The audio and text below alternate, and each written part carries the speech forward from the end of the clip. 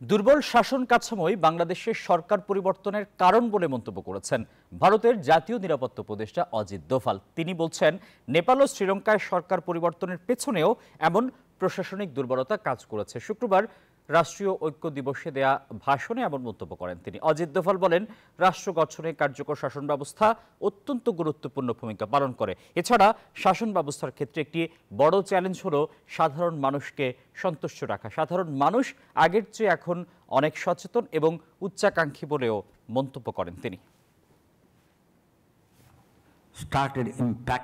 দুর্বল শাসন ব্যবস্থা অনেক সময় একটি দেশের সরকার পতনের কারণ হয়ে দাঁড়ায়।